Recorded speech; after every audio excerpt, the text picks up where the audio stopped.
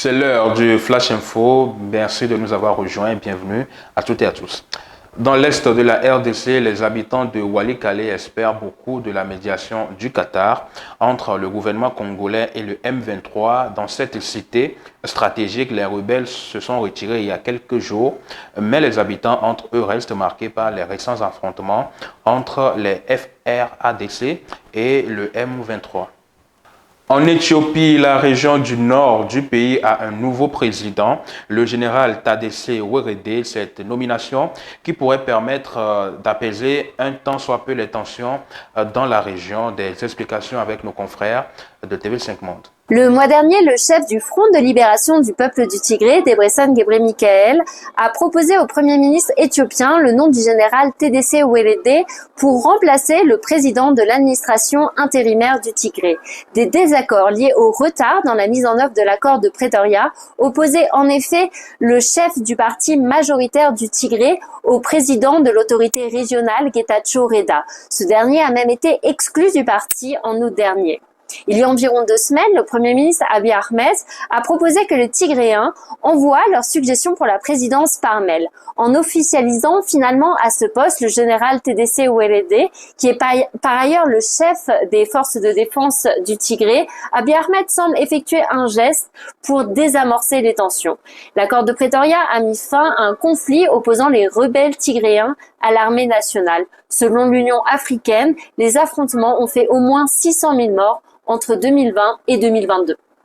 Nous sommes au Gabon à présent, à 3 jours de la présidentielle du 12 avril. Et parmi les thèmes clés de la campagne, l'accès à l'eau et à l'électricité après une transition marquée par une crise énergétique d'une ampleur inédite. La SEG, la Société d'eau et d'énergie du Gabon, explique les difficultés par la hausse exponentielle de la demande par rapport à l'offre et à la saturation des équipements de production et de transport d'eau. L'actuel ministre en charge parle plutôt d'insuffisance d'investissement pendant plusieurs décennies, aussi bien en matière d'eau que de l'électricité. Le temps monte entre Alger et Bamako depuis la destruction d'un drone malien à la frontière entre les deux pays. Un rassemblement a eu lieu à Bamako devant l'ambassade d'Algérie pour critiquer ce dernier. On regarde tout ça avec nos confrères de TV5 Monde. Nous demandons aux autorités algériennes de revoir leur position, de revenir à la région, de cesser cette agression contre le peuple mali, d'être l'Algérie d'antan, l'Algérie qui a été l'ami du Mali depuis des siècles et des siècles, de rester dans cette dynamique-là, de cesser cette agression contre le peuple malien. Nous sommes venus les rappeler que nous ne sommes pas un pays ennemi, nous sommes leurs amis. Mais ils ont montré que l'amitié n'existe plus entre nos deux États. Mais nous voulons qu'ils reviennent à leurs meilleurs sentiments, qu'ils fassent leur mea culpa et venir auprès de nos autorités pour que nous puissions travailler ensemble afin de défaire face au terrorisme international. On demande aux autorités algériennes de quitter le Mali parce qu'ils ont montré que nous ne sommes plus leurs amis. C'est fini. L'amitié, c'est fini. On n'est plus amis avec l'Algérie. On n'est plus amis avec l'Algérie. Ils ont fait suffisamment comme ça.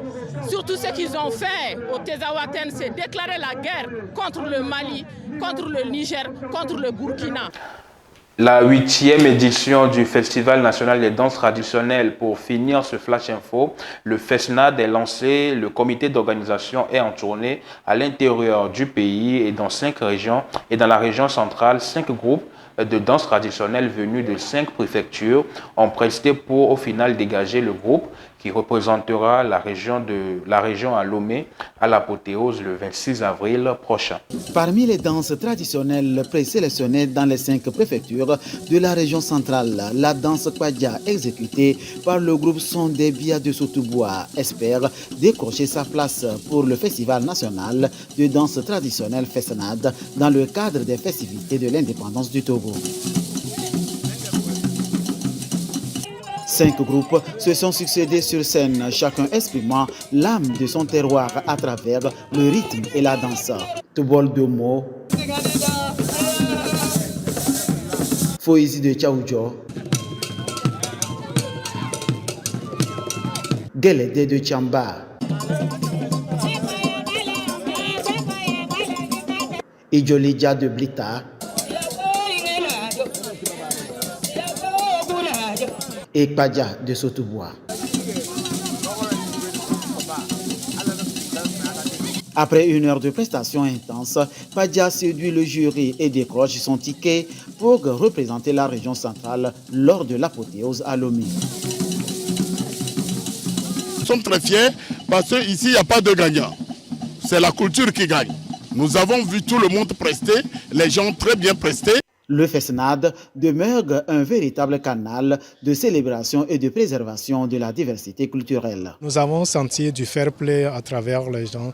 Nous avons senti aussi une acceptation des résultats et je crois que c'est ce qui est le plus important. La centrale sera représentée par le groupe Kpadja de Sotoboa et le plus important c'est qu'on retrouve un groupe de la région à Lomé pour célébrer l'indépendance du pays. La culture, véritable marque identitaire du peuple, est une richesse à valoriser. Mémoire commune, elle façonne l'avenir en renforçant l'attrait touristique du pays. Et voilà qui met fin à ce Flash Info. Merci d'avoir été des nôtres. À très vite.